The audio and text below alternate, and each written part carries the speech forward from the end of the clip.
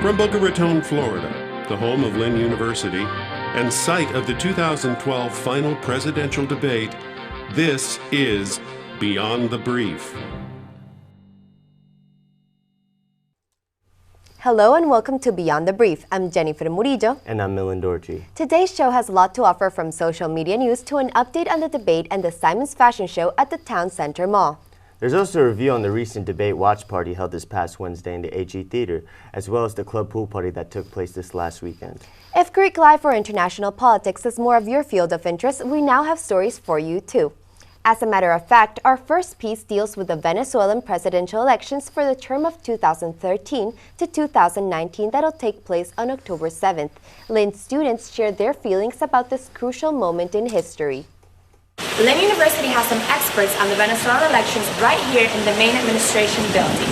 Anna Barr is one of the directors for international admissions here at Lynn. She has been in the country for more than 12 years.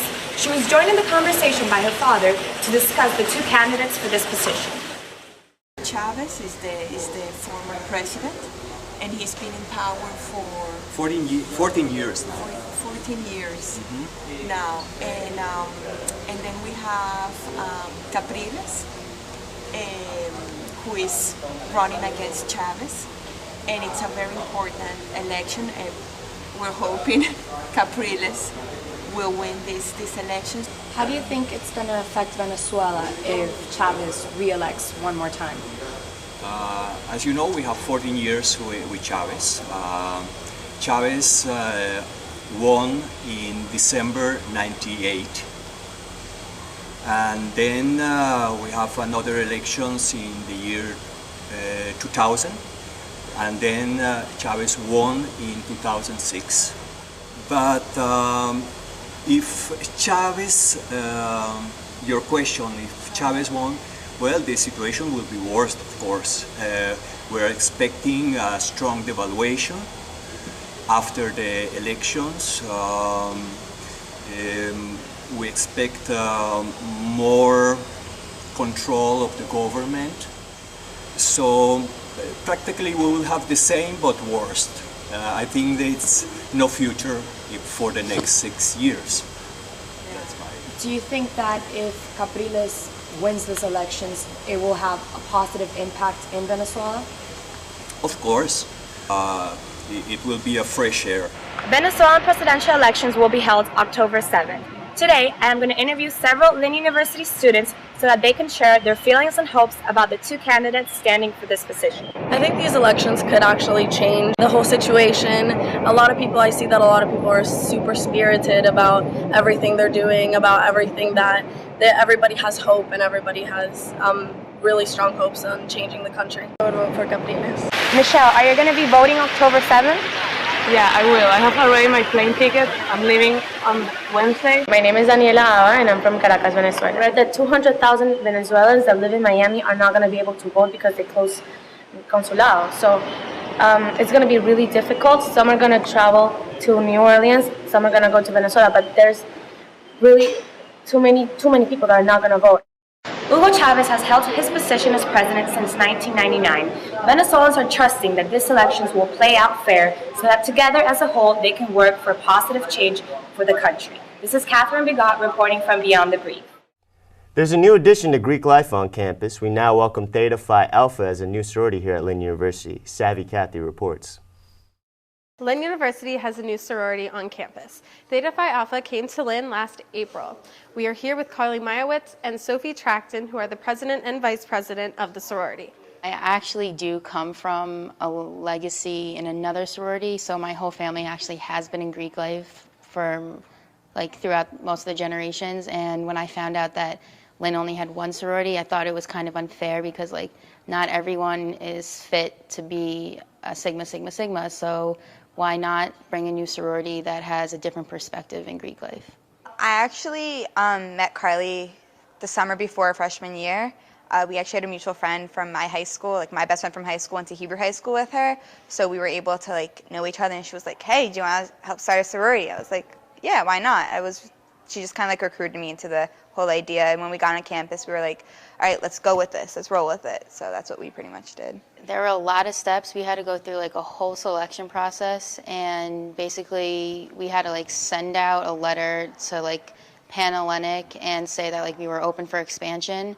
And then sororities would like come back and tell us like if they wanted to be on campus. And then once they did, 3 sororities came down, and then they did like a whole presentation basically trying to like convince us that like they would be good at our campus. I never really expected us getting this far this fast. So it's been a whirlwind of emotions, and it's been crazy, but it's been so well worth it. I am extremely happy with the progress. I would never ever think that we would have almost 30 girls right now, especially starting from like the 10 we had in the beginning when we were just an interest group. Just something that goes with like our basic values of like honesty, trustworthiness, sisterhood, just like the basic ideas of just a strong group of girls that can really be independent and really lead the way in where we hope Greek life will go in the future at Lynn University. We have a lot of new fundraisers coming up. Like one that's coming up is actually called Death by Cheesecake, and it's $5 for all you can eat cheesecake. Yeah, it's going to be awesome. Everyone loves cheesecake, so we're actually also doing a jewelry trunk show, and it's only online, and you can go in and look at all the jewelry, buy the jewelry, and then some of the proceeds come back to us. We're just fundraising more than anything right now. Don't be discouraged. If one sorority doesn't seem like the best fit for you, just keep on going and find the one that you love the most, and find a group of girls that you really think that you can work with, and you will be so happy calling them your sisters for the rest of your life. If you're interested in joining the Greek Life at Lynn, go visit the Office of Student Involvement. This is Sarah Frank reporting for the iPulse. The first face-to-face debate between presidential candidates Barack Obama and Mitt Romney was hosted by the University of Denver on October 3rd. Our university followed this event during a live watch party. Matt Perpich reports. The problem for Obama is that he's perceived as the person who will likely win, so the expectations are higher for him. The debate began promptly at 9 p.m. in the AG Theater in the International Building. The event drew a big crowd just half an hour before I was able to talk to the Lynn Professor of American Studies, Dr. Robert Watson, on what he expects on the first debate. An exciting evening, that's for sure. There's a lot of challenges for both Mitt Romney and Barack Obama. I think they're both good debaters. They're both skilled debaters. They know the issues. I think they're both relatively evenly matched. They both tend to be a bit prudent and cautious. So I expect a defensive strategy by Obama. I'm voting for Obama, and there are a number of reasons why. A lot of people ask, are we better off for now than we were 4 years ago? And my answer is simply yes. I think Governor Romney is going to come out swinging. He has to have solid blows on Obama. He has to fact check him. He has to call him out on his inconsistencies on the economy over the years. The challenges for Romney are many. One, Romney's got to stop the bleeding. He's had a bad couple of weeks, a number of embarrassing gaffes, huge missteps. He's trailing in the polls. We're down to 1 month until Election Day. He's got to stop the bleeding, turn this thing around. Secondly, he's failed to make a real profound connection with folks. His likability numbers are down. He's got to reintroduce himself as a much more personable, likable, electable candidate. If Governor Romney doesn't win this decisively, then President Obama wins the night, and he probably wins in November. At the end of the debate, after it was all over, experts on both sides believed Governor Romney won. This is Matt Perpich reporting for the iPulse. A reminder to Lynn students, the lottery for tickets to the presidential debate has opened. Make sure to get your tickets now to get a shot of being a part of American and Lynn history. Calling all fashion aficionados, this past week in the town center here in Boca Raton held the Simon's Fashion Show. Catherine Bigot reports.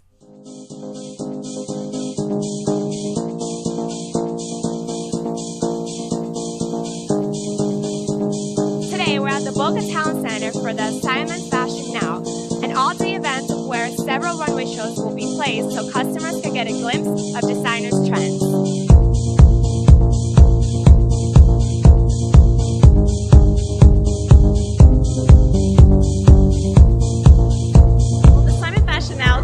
We launched 5 years ago, and we really wanted to create an event that's celebrated what's great about shopping at Simon Malls, the accessibility, the now factor. See it on the runway, get it in the stores.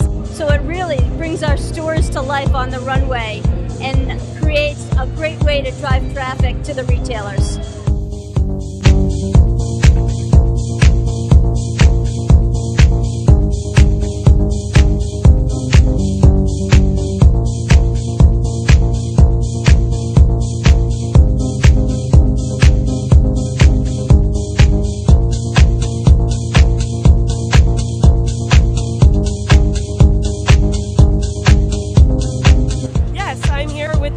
of Art Institute of Fort Lauderdale.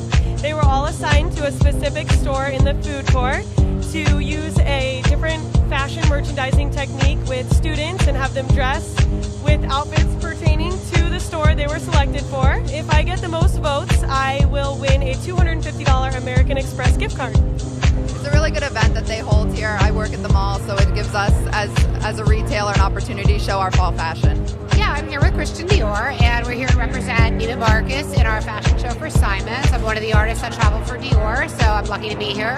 And we're here doing airbrush foundation, spray foundation, eyebrows, quick touch-ups. And all the young girls that look great in fashion. And we stood and watched around for a little bit, and it's nice that they have that here. The models are really, really gorgeous, and the clothes are really, really nice. I like it. I think it's pretty spectacular. Girls look good in the clothing, and everyone looks like they're having a good time. The clothing is really nice. It's very stylish and up to date with the fashion that is going on now.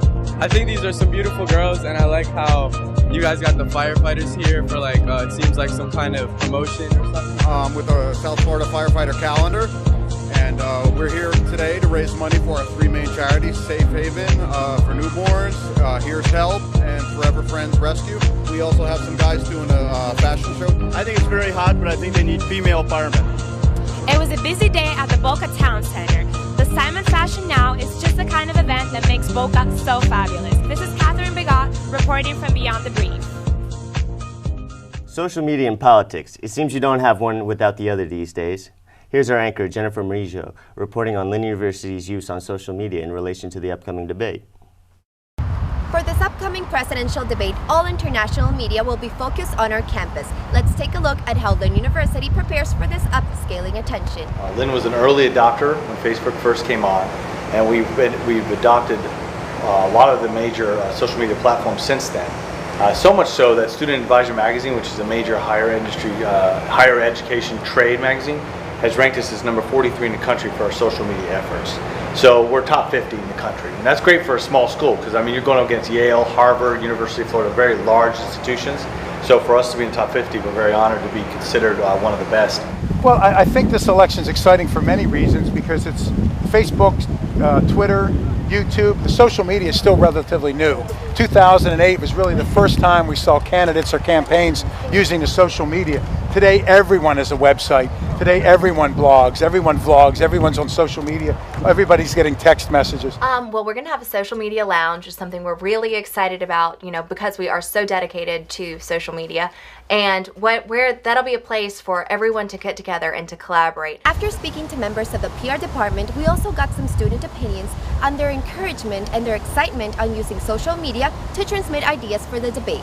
My Twitter, they follow me from all over the world and all different parts of the United States. So I want everyone to know that the debate's coming up here. I actually tell all my friends all the time back at home, and they can't believe it that the debate's coming to my little tiny school. I'm using the Lynn Debate hashtag on Twitter, on Instagram, on Facebook, on Flickr, Tumblr, in everywhere, because social media is a new news tool, and we have to understand the social media's power. I've been active to a minimum on Facebook and Twitter. However, I've been raising awareness, word of mouth.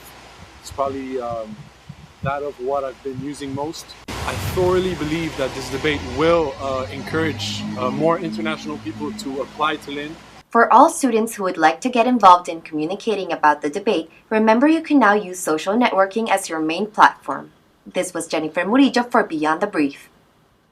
Last Friday night, International Affairs, BSU, PBT, and OLAS held their first annual event, a pool party. Luis Davis sets out to recap the night. Last Friday night, the multicultural organizations International Affairs Society, Project Be the Change, Black Student Union, an organization of Latin American students, all came out to host their first collaborative event of the year, a pool party. This event was not only open to these groups, but was also open to the Lynn community.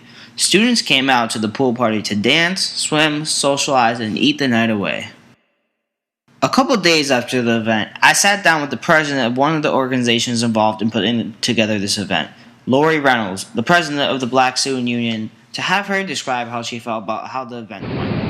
The pool party was such a success. There was home-cooked food, people were dancing to DJ Dynamix, and people were just swimming and enjoying themselves. There was inflatables, and it was just a fun event. And it wasn't just the organizations, the members of them. It was open to Lynn University students, and tons of them came and just enjoyed their Friday night, because I feel on campus so many students say there's nothing to do on a Friday.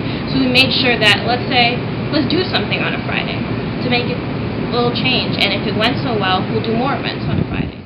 All in all, this event was a huge success. This is Lewis Davis with Beyond the Brief. Sadly, we've now reached the end of our show, but make sure to tune in next week for updates. Remember, Beyond the Brief is your go-to show for college news. This is Jennifer Murillo. And I'm Millen Dorji. Till next time.